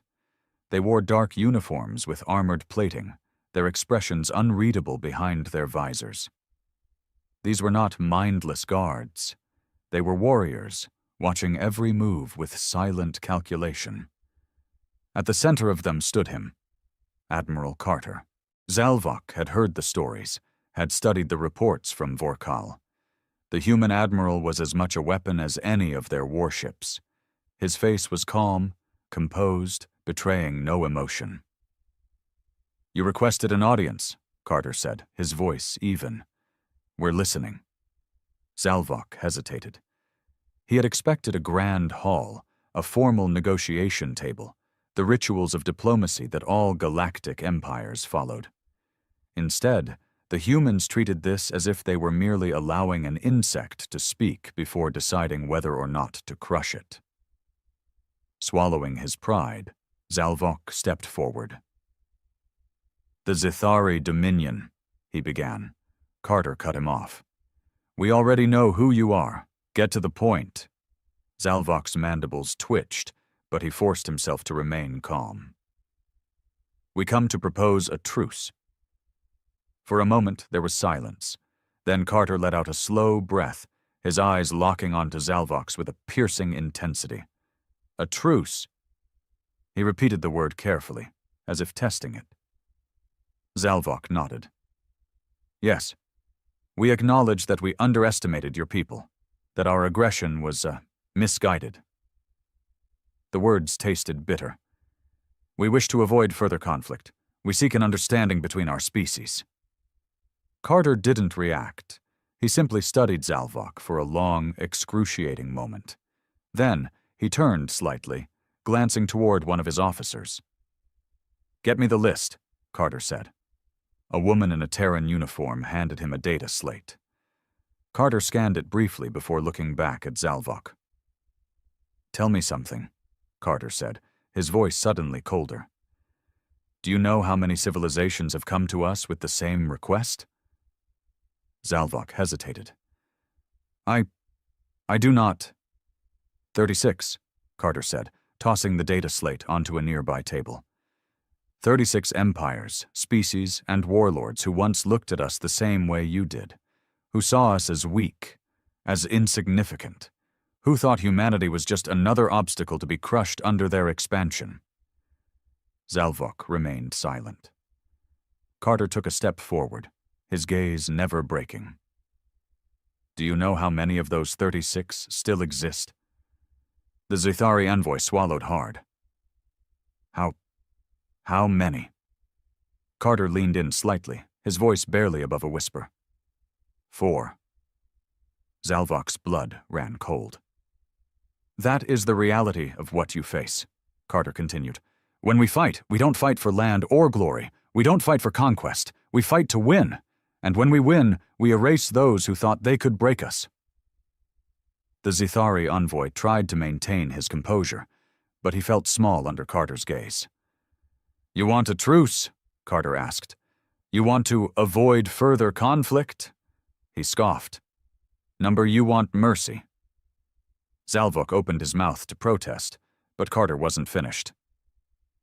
Tell me, Lord Zalvok, the human admiral said, his tone like ice. Why should humanity spare the Zithari dominion? The envoy had no answer. For the first time in Zithari history, they had nothing to offer but their own survival. Zalvok had spent his life negotiating the terms of surrender from lesser species. He had seen once mighty civilizations grovel before the Zithari dominion, begging for mercy. Now, for the first time in his existence, he was the one begging, and the humans weren't listening. Admiral Carter's gaze burned into him, demanding an answer that Zalvok did not have. Why should humanity spare the Zithari? He struggled for words, his mandibles clicking with barely concealed desperation. Because war between us would bring ruin to both sides. Carter didn't blink. You don't believe that? Zalvok hesitated. You still think you have a chance, Carter said, his voice laced with quiet amusement. You still believe that if you can just regroup, rebuild, strike first, maybe you can turn the tide. He leaned in. You can't. Zalvok tensed, his pride warring with the cold truth. The Dominion does not bow. Carter's lips curled into something that was almost a smile. Oh, you will. The words sent a chill through Zalvok's bones. Carter turned to one of his officers. Send the data. The officer pressed a few buttons on their wrist device. A moment later, Zalvok's wrist comm flickered to life. He hesitated, then looked down, and his blood ran cold. On the screen was a real-time scan of Zithari space. Human ships were already there, not attacking, not invading, simply watching, inside Dominion territory, undetected, until now. Zalvok's breath hitched. That's impossible. Carter crossed his arms. You're not the first empire to underestimate our reach. Zalvok's mind reeled. The Dominion's defenses were supposed to be impenetrable. And yet here were Terran warships, deep in Zithari territory, before any official peace talks had even begun. The humans had already won. They could have struck first. They could have burned the Dominion's worlds to cinders, crippled their fleets before they ever saw the attack coming. But they hadn't. They had waited. Because this was never about war. It was about control. Carter let the silence stretch, watching as the weight of realization crashed down on Zalvok. Then he spoke. Here's how this is going to work, he said, voice calm and measured. You're going to take our terms back to your High Council. You're going to tell them exactly what you saw here today, and they're going to agree. Zalvok's mandibles clenched. And if they don't? Carter's smile didn't waver. Then your species joins the other 32. The room felt cold. Zalvok wanted to argue, to find some loophole, some way to salvage the Dominion's pride. But there was nothing left to salvage. Humanity had made its decision. The Zithari dominion would not be conquered. It would be owned. Zalvok bowed his head. I will deliver your message. Carter stepped back, giving a small nod. Good. He turned to his officers. Escort them back to their ship. As Zalvok and his delegation were led away, he could feel the weight of unseen eyes upon him. Not just the humans in the room, but the thousands watching from the shadows. He had come seeking peace. He had found submission. And in his heart, he knew. The Dominion was no longer the master of the stars. Humanity was. The journey back to Zithari space was suffocating. Zalvok sat in his private chamber aboard the diplomatic vessel, staring at the data slate in his hands, the same one Admiral Carter had given him before they left. He had played the transmission over and over, as if trying to find some flaw, some weakness in humanity's plan. There was none. The humans had already won. They had infiltrated Zithari space before negotiations had even begun. They knew the Dominion's fleet movements, its supply lines, its vulnerabilities. And yet they hadn't struck. They had given Zalvok time to bring their demands back to the High Council. This wasn't diplomacy. This was a slow, methodical strangulation. He gripped the slate tighter, his mandibles twitching in frustration. How had this happened? The Zithari had ruled the stars for centuries, crushing civilizations under their heel. And now they were the ones being dictated to. A soft chime broke the silence. His aide entered, bowing low. Lord Zalvok, we are approaching the capital world. The High Council awaits your report. Zalvok sighed, rising from his chair. Then let us not keep them waiting. The High Council chamber was filled with tension as Zalvok stepped inside. The warlords and strategists stared at him, their expressions unreadable. Some were expectant, others skeptical, but most were uneasy. They had sent him to negotiate, but they had not expected him to return looking defeated. Zithun, the High Chancellor, observed him carefully. Speak, Lord Zalvok. What has humanity offered? Zalvok hesitated, choosing his words carefully. It is not an offer, High Chancellor. It is an ultimatum. Murmurs spread through the chamber, but Zithun silenced them with a raised claw. Explain. Zalvok exhaled and activated the data slate. The transmission from Admiral Carter played for all to see. It was brief, to the point, and undeniably terrifying. The Dominion will cease all hostile expansion immediately. You will withdraw from contested territories and recognize Terran sovereignty over human-claimed worlds. In return, humanity will allow your species to exist. This is non-negotiable. The silence that followed was heavier than any battle Zalvok had ever witnessed. Finally, one of the warlords hissed, "This is madness. The humans expect us to surrender without a fight." Another slammed his fist on the table. "We still have our fleets, our armies. We do not yield to threats." Zalvok turned on them, his voice rising.